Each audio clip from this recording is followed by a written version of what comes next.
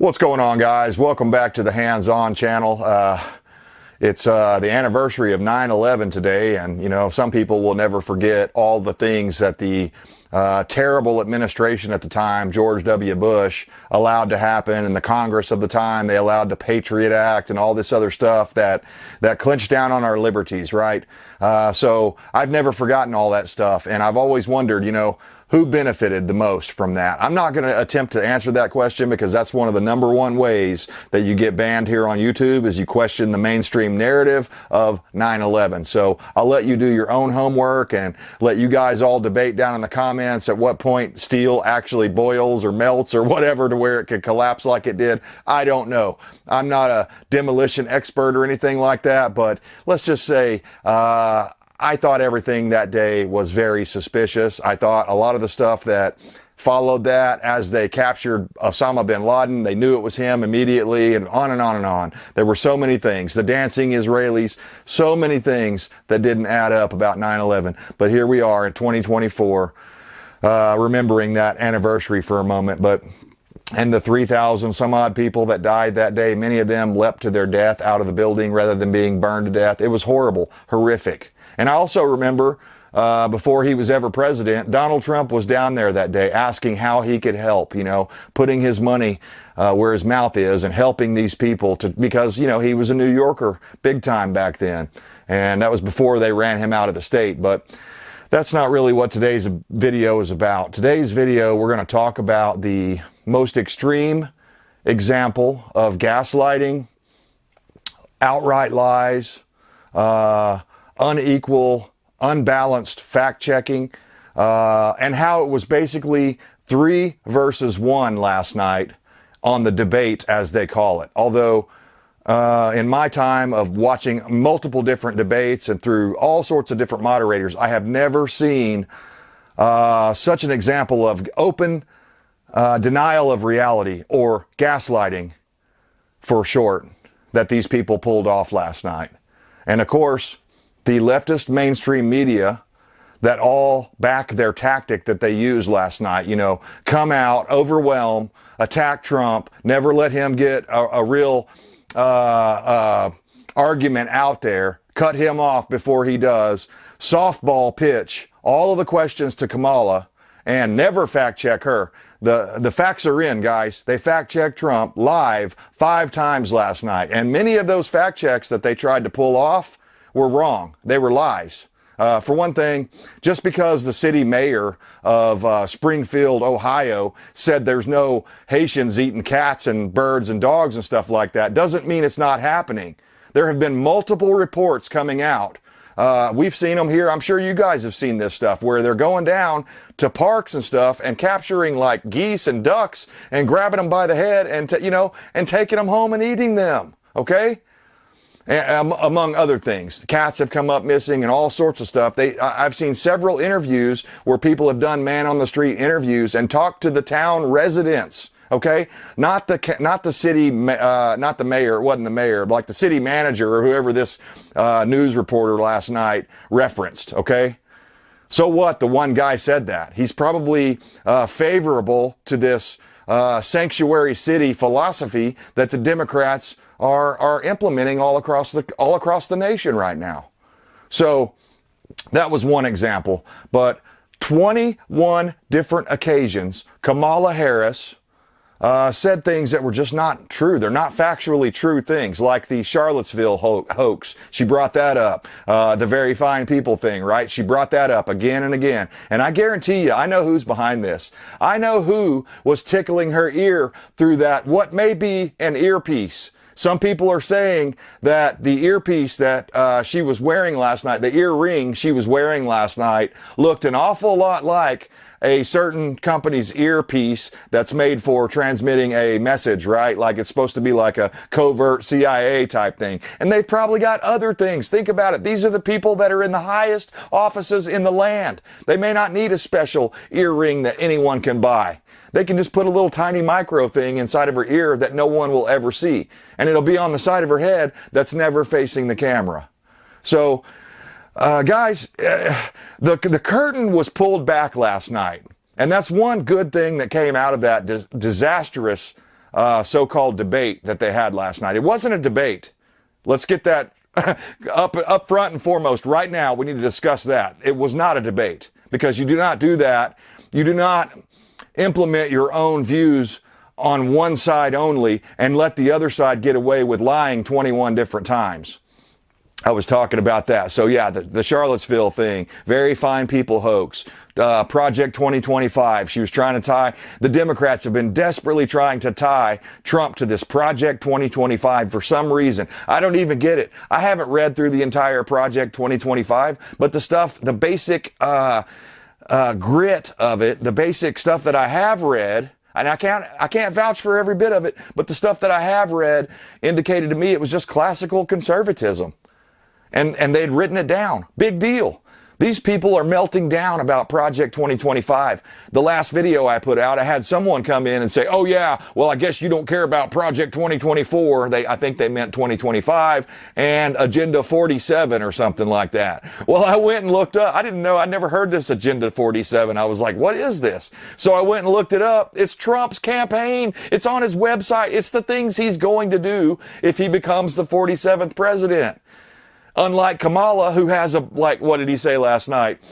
See spot run or run spot run or whatever Trump said. It was brilliant. He had a couple of brilliant moments. It wasn't his best debate. I'll admit that. But again, it wasn't a debate. They were coming after him. The long knives were out. The media had their knives ready to stab Trump anytime he said something they didn't fully agree with or didn't fully go along with the mainstream narrative of the day. That Trump is a racist, misogynist, homophobe, anti-black people, anti-Arab, all this, everything you can throw at him, anti-Muslim, all this stuff that they've been throwing at the wall for the past, 8 years now almost?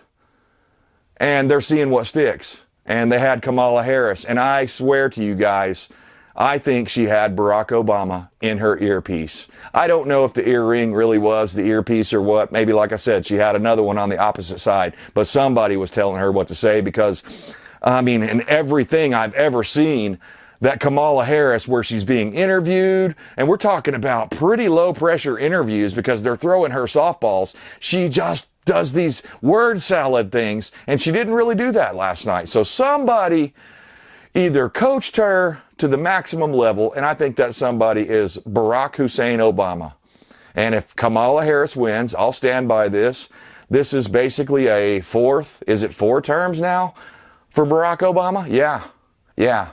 Because he's the shadow president that's pulling the strings behind the scenes. I guarantee you, the only president in modern U.S. history that took up an office in Washington, D.C. and didn't just go back to his ranch in Texas or Hawaii or wherever his mansions are, Martha's Vineyard or wherever all of Barack Obama's mansions are. And they're all located right next to the water. Right where if you were worried about rising sea level, it wouldn't be a sound investment to buy that property. But let's not focus on that, right? Let's focus on what happened last night. The train wreck that they tried to call a debate. They tried to tell the American people that this was a fair and balanced debate. It couldn't have been anything further from the truth. And I think you guys that have eyes to see saw that last night, okay? So, what does this mean? Well, my takeaway from this is the mainstream media, of course, they're saying Kamala won. Hands down. She made Trump stumble. He was on his heels all night. Why was he on his heels all night, though? If someone is standing there, I don't care how much debate prep Trump had beforehand, they were probably telling him, hey man, don't fall for these traps. Don't do this. When she says this, don't do it.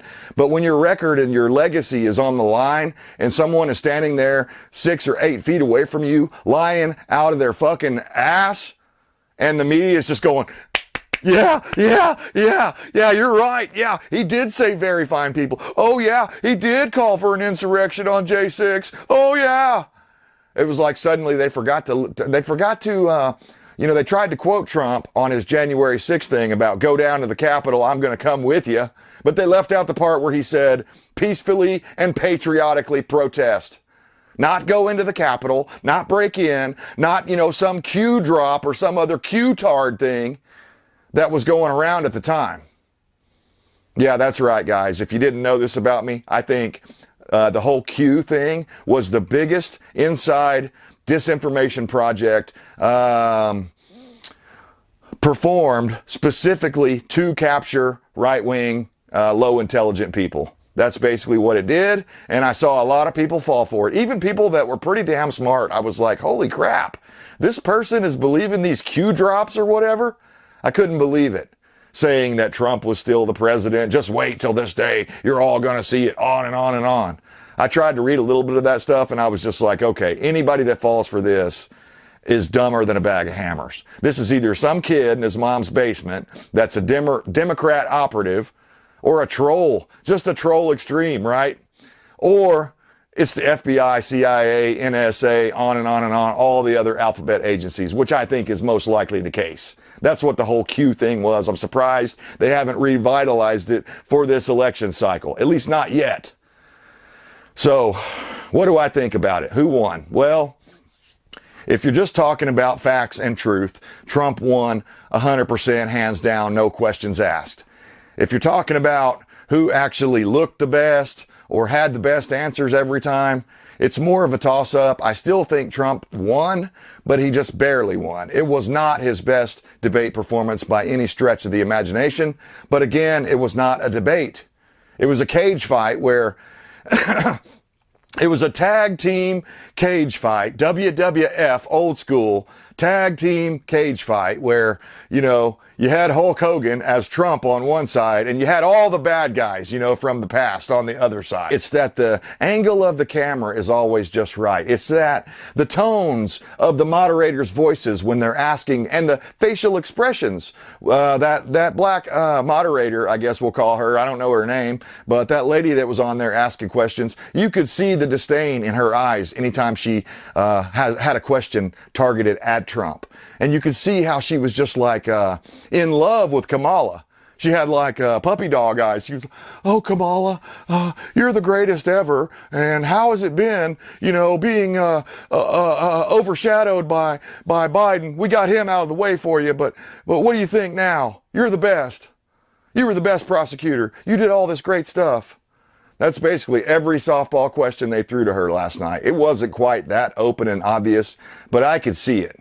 If you read body language and you read facial expressions like I do, then you could see her disdain for Trump and her adoring facial expressions towards Kamala Harris. The whole thing was like that. It was an open and shut media trap designed to capture Donald Trump. Now, he won in the sense that he didn't get caught in every trap. He got caught in a lot of them, though, man. He shouldn't have said anything when she started running down his rally attendance and stuff like that. He shouldn't have said anything about his own rally attendance. What he should have said is, yeah, I've seen some of your rallies and the turnout. And isn't it funny that the only time you can get big crowds at your rallies is when you bring in these super rap stars and stuff like this and these, you know, Miley Cyruses or whatever. And I don't know. That's not the one I'm thinking of. Taylor Swift. All the Swifties are voting for Kamala. Whatever. Okay? Whatever.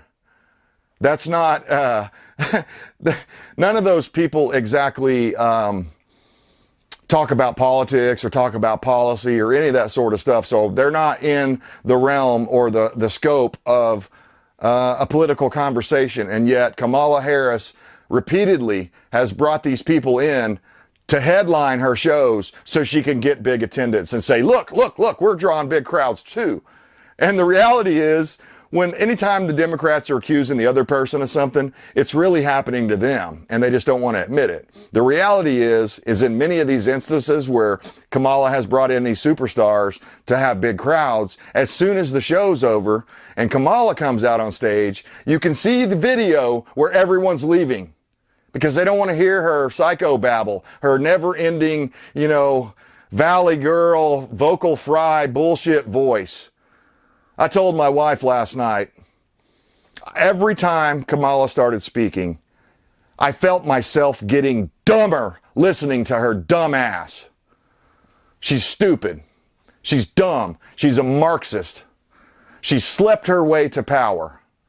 I mean, her Montel Williams side piece, Willie Brown side piece, on and on and on, until she got what she wanted.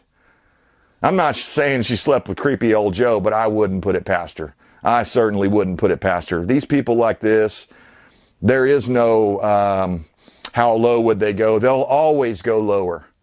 They have no moral code or compass at all, except for it points towards Marxism. It points towards New World Order communism, which is exactly what they want. Notice she didn't say jack shit when Trump said, hey, you're a Marxist and your dad is a Marxist, and he did a mighty fine job of teaching you, didn't he? She didn't say anything about that because she knows it's true. It's true. They don't want to expose that sort of stuff. The media didn't fact check that, did they? They didn't say, oh no, Trump, sorry, that's not true. Her dad's not a Marxist. So you know that it is true, right? Go do a little research. You'll figure it out. This person is an open and shut. You know, Marxism, calling her a Marxist is letting her off too lightly. She is a full-blown communist, guaranteed.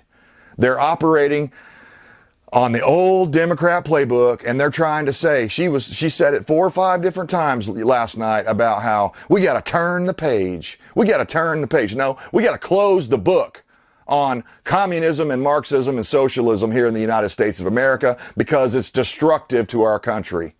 It's the antithesis of individual liberty and self-governance.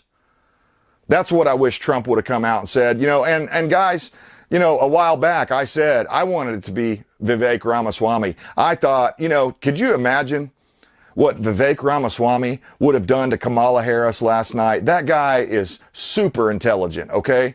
And I'm not saying Trump is dumb, but Trump is more common man intelligent, right? And I'm not saying, again, I think he knows the inner workings of Washington, D.C. and the swamp and all that stuff, but he speaks a lot more commonly than Vivek Ramaswamy does. Vivek would have destroyed her and all of those moderators trying to get her. They'd have probably had to cut the thing short because he would have destroyed her. He's super sharp, he's super quick, but that wasn't the case. So anyway, I'm getting hung up on that because I could only imagine how great that would have been, or if Trump would have been a little cooler headed and not fell for those traps, because when he started falling for the traps, like the, Kamala criticizing his attendance and stuff like that, right, of his rallies, that's exactly how they get to a guy like Trump. You know, I think he is egotistical. I think he does have a big ego, and he needs it stroked all the time, and I don't like that about him. That's one thing I really don't like about him. There are some character flaws with Trump that I don't like. Is he too old? Well, maybe. But Kamala's a commie, okay? Donald Trump is a classical. I think the more I look at him, he's somewhere in between a classical United States conservative or a classical, old school, you know, blue dog liberal. And I hesitated a bit because I hate to call anybody a liberal because most people automatically think of the modern interpretation or the modern version of what the liberals have become. But I'm talking about old school liberals that, you know, they valued individual liberty and freedom and you know, people's rights and workplace safety and different things like this. And I think a lot of that stuff was done in the name of doing something good about a bad situation. The problem is anytime the government gets their hand on anything, they never relinquish that. So once they come in and they fix the problem, they never let go. See, they hold on forever. And then in the future, they say, oh, well, that is actually still a problem. So we got to hold on even tighter. And they'll put more and more and more on it and make it more and more and more Marxist, socialist, communist, until it finally is. And that's what's been going on. Through incrementalism, they've been implementing all of these communist policies for like the last 50 years, guys. And we're at the crescendo right now. We're at the edge of the cliff looking down into the abyss. You know, actually, I'm going to retract that. We're not at the edge of the cliff anymore. That was like 2020, the edge of the cliff, okay? We're actually over the cliff. We're about halfway down. We're too far down for anyone to throw us a rope to catch our fall. The only thing we can hope for is to maybe grab a root or something that's sticking out of the side of that cliff and hang on for dear life. But the mainstream media proved last night, once and for all, whose side they're on. They're on the side of the left. No doubt about it. They favored Kamala all night long. They threw her softball questions. They never questioned anything she said. They allowed her to get away with 21 different times examples of lies, outright lies, that many of them have been fact-checked on Snopes and other liberal websites that prove she's a liar. And then she comes out and accuses the other person of being a liar. Okay? She's, he started in on the border czar thing and the border stuff, and that was great stuff, but the media didn't want to hear it. They just washed over it and said, oh, we're going to get to the border stuff here in a little while. Let's don't talk about that right now. Anytime Trump was making a good point and he was about to lay down put the punctuation on the end of it, the media would come in. Oh, well, sorry, we got a lot of stuff to talk about. We got to get over here to Kamala and ask her about some stuff. And she's going to say a word salad of 10 or 15 different things at once that you're not going to be able to possibly respond to. So that's another reason I know it's Barack Hussein Obama behind the scenes talking in her earpiece. Because that's his exact policy, his strategy. Overwhelm the system, overwhelm your opponent so they can't possibly argue back against all the different points that you rapid fire throw out there. Listen to it again. You'll see exactly what I'm saying if you don't believe me. Guys, we are so screwed if Kamala Harris wins. I mean, I've said it before that I thought we were off on the tipping point, or that, it's probably too late to save the United States of America, at least probably not in my lifetime. Let's put it that way. And I guarantee you this, if Kamala is elected, because there are a whole bunch of soft heads out there that lapped everything that she set up last night without questioning it. So, remember a moment ago when I was questioning some of the stuff and I was saying, hey, I don't really like this about Trump, this and that and the other thing. He's too egotistical and on and on. Some of his arguments that he came back with, he fell for these traps, right? Name me one leftist that does that anywhere, whether that be YouTube or legacy media. I think what we saw last night was, at least from people on my side of the aisle, what we witnessed last night was the suicide and the loss of any and all remaining credibility that the legacy media ever had. They just destroyed it all last night. We certainly do not have a free press in this country. And the free press is written into the First Amendment because it's super important, okay? And these liberals over the years have been attacking that institution and inserting their own commies. And we can go on and on. How far? When did it start? All this. Operation Mockingbird.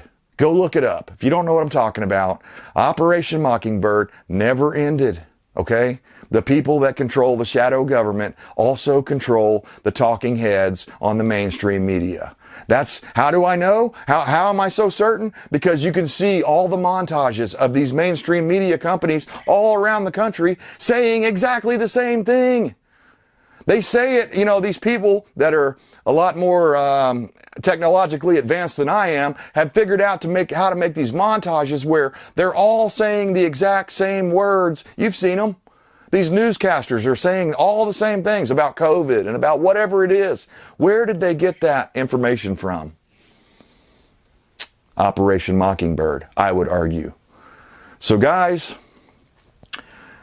if you like being gaslit, if you like being lied to your face, if you like someone that has vocal fry and talks like a California Valley girl one day and a Southern redneck chick the next day and a Detroit black chick the next day, and I can't believe she hasn't pulled out her 7-Eleven Indian voice, because she's got that in her. She's like 75% Indian, right? So I'm sure that's coming. She's got multi-personalities that she displays just depending on who she's talking to, because she's trying to get their votes. And she's getting them. The people in the United States have been so dumbed down that I don't know that there's any saving this country. Again, we've talked about it time and time again. I think that another point I'd like to make is I think that trap that they set for Trump last night, that they called a debate, was actually a very clear and concise divide line. I'm trying to say this the best way I can, where it doesn't sound like I'm calling for civil war, because I'm not. but it's a divide. You either believe what they're saying on the right or you believe what they're saying on the left. There ain't no middle ground anymore, man. And that is a scary place to be. A scary place to be. Because in the past, man, Democrats once in a while would say something that actually made a little sense, you know, and then the Republicans would be like, you know what? That actually makes a little sense. Let's do that. And they would get together. But I'm telling you guys, that is over. That is over. There will be no reaching across the aisle from any Republican to a Democrat or vice versa. It's over. And when you can never reach any compromise on any position, then you just have this constant tug of war, or like Glenn Beck called it years ago, a pendulum swing. I'll never forget that. That was a great analogy. And right now, we're right in the middle of the swing, and no one knows for sure which way it's going to go. I think there will be a lot of cheating, but I also think that Trump's going to get overwhelming support because the proof is in the pudding. And a lot of American people that may have been duped by all the promises that the Biden administration, Biden and Kamala administration issued before they became, you know, before they stole the presidency, before that happened, right? And Kamala knows the truth. You know she does. But before all that happened, I lost my train of thought because I was just thinking about how Kamala actually knows all the stuff about the election theft that took place in 2020. And so she knows, she's got that in her quiver. That may have been the reason that she was just like looking at Trump like that. That may have been the reason. Is she knows, or someone's whispering in her ear that don't worry. I know they're saying you're not very popular. I know they're saying you weren't like democratically elected and all that. Obama's saying, don't worry, we got you. We're going to get you in just like we got old Joe in. They didn't catch us for that. You called him out on it. You said there were like 30 or 60 cases that the judges didn't want to hear, which is sort of true, but it's not true because again, they said they ruled there's no standing. And like Trump tried to argue last night, what do you mean there's no standing? That's what I was saying when the Supreme Court and several of these courts were throwing these election cases out and they were saying, oh, there's no standing here. What do you mean there's no standing? He's the president of the United States currently, and you guys we're presenting you evidence to show this thing. And that was one of the biggest things that bugged me about J6 when the whole thing went down. There were several Republicans, I mean like half of them or more, that went into work that day to vote on an investigation into the electoral process and to make sure that all the votes were counted properly and there was no funny business going on. And then J6 happened. Conveniently, after J6, after the smoke settled and the dust settled, not the smoke that was caused by J6 rioters or anything. I'm talking about the smoke grenades that the Capitol Police were launching into a peacefully protesting crowd that day. And they seemed to instigate or be part of the instigation that took place that day. I still think there were a bunch of feds there. I mean, I have no proof. I can't prove it, but I mean, I can see the videos. I can see the one reporter that's definitely a leftist reporter that was inside right next to Ashley Babbitt. And he wasn't the only one. He wasn't the only one. There were a bunch of them. And they were probably dressed up in MAGA gear so they could instigate the whole deal on January 6th. I think that's what happened. And it was all done to force your representatives to change their mind. And by God, they did. Several of them came out. I can't remember that one guy that looks like Lurch. I can't remember his name. Redheaded guy that looks like Lurch. He came out on the floor and was like, well, after I've seen this, I can't in good conscience vote for this investigation because it's just adding fuel to the fire out there. So you're telling me you came in the morning and you were going to vote on your principles, and by the afternoon something changed in your principles because a riot happened? And they all knew that Nancy Pelosi denied the 10,000 National Guard. They all knew that the D.C. mayor denied upping the security for the big turnout that was going to be at the event. They all knew it. Trump said it last night, and it fell on deaf ears with half the country, guys. There are so many people out there. Again, they believe all of this crap, man. Anything the mainstream media says, they lap it up. And I don't know what the answer is. All I can tell you is you better prepare now, because, I mean, prepare like the end of the world's coming, because it just might be, okay? I don't like to be, you know, that black-pilled, but I'm telling you, if Kamala wins, there ain't no saving it. They're gonna continue Joe Biden's legacy of destruction. You know, that would have been a great question for Trump to fire back on Kamala. What have you ever built, Kamala? What have you ever built? I've built all this stuff in New York City and all around the world, Mar-a-Lago, whatever. I don't know if he built Mar-a-Lago, but he's built all these things. He's a property developer. He's run businesses. What have you run, Kamala? What have you run besides up and down Willie's shaft? What have you done besides being Montel's side piece? Where's your great success story? I'd love to hear it. Oh, you're middle class. That's right, you're middle class? Yeah. No, not on any stretch of the imagination. Her family was rich. But again, she's trying to talk to the people that she thinks is going to be able to, you know, she's going to be able to fool them into believing that she just grew up middle class and washing her grits in the bathtub or whatever the hell it was, collard greens or whatever it was in the bathtub. Maybe she did. Maybe she did, or maybe she didn't. Maybe she's fabricating all that stuff to win favor with certain groups and ethnicities of people. I think that's what's going on. This bitch is so shallow and so empty and so dumb.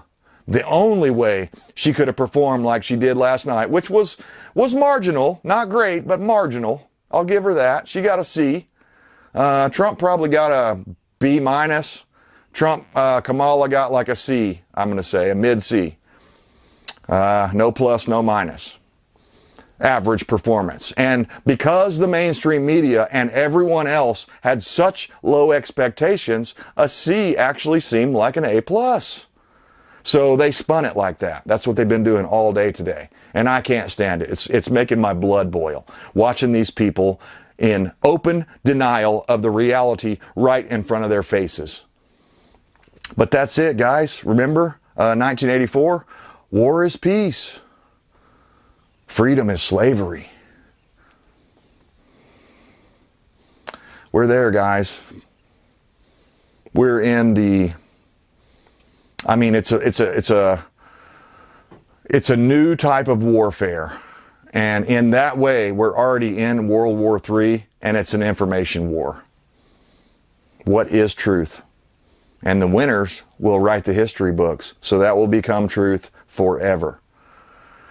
Anyway, I think I've gone on long enough. Let me know what kind of feeling you had from the, what they called the debate last night. I mean, it's just shameful, guys. It's shameful that that was allowed to happen. And that, you know, honestly, that Trump even agreed to do that. He shouldn't have agreed to it. Of course, then they would have called him a coward. They'd have said, oh, he's afraid to debate Kamala. When in reality, he knew he was walking into the lion's den. I think he did pretty well. Like I said, maybe a B minus. He's done better in the past. But that doesn't matter. His policies are superior for people that love self-governance, love liberty, love freedom.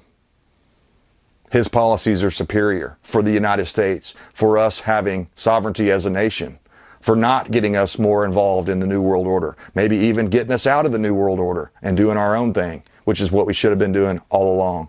But anyway, I'm rambling on. Let me know what you guys are thinking about down in the comments. I always love reading them. And as always, I stand for liberty to the bitter end. I hope you do too.